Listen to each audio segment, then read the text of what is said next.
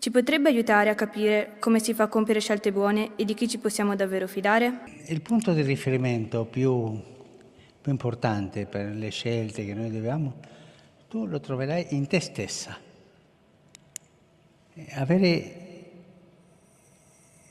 quel riferimento alla propria coscienza e poi come si esprime la tua personalità, la tua coscienza, soprattutto nell'entusiasmo giovanile, che per me è molto importante. Inizia così il dialogo tra Papa Francesco e gli studenti dell'Istituto Vescovile Barbarigo di Padova, ricevuti nell'aula Paolo VI in occasione del centenario dello storico collegio padovano fondato nel 1919 dal vescovo Pellizzo.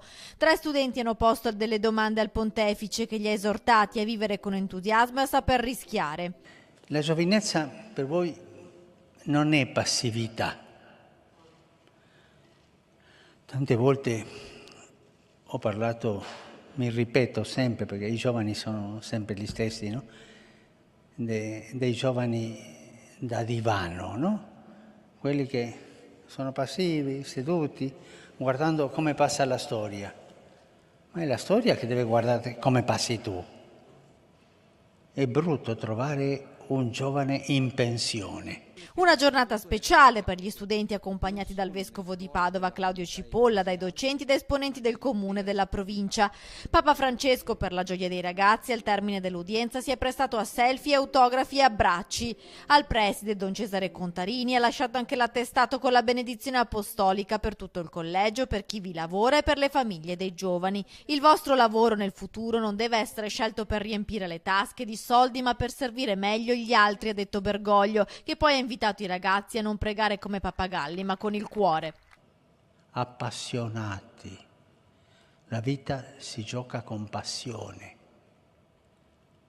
Tu sicuramente fai lo sport.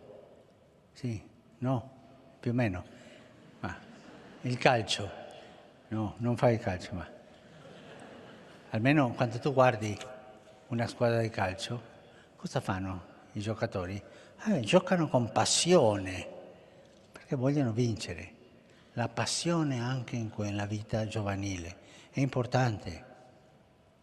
Una vita giovanile senza passione è come la pasta in bianco senza sale. Vi piace? No.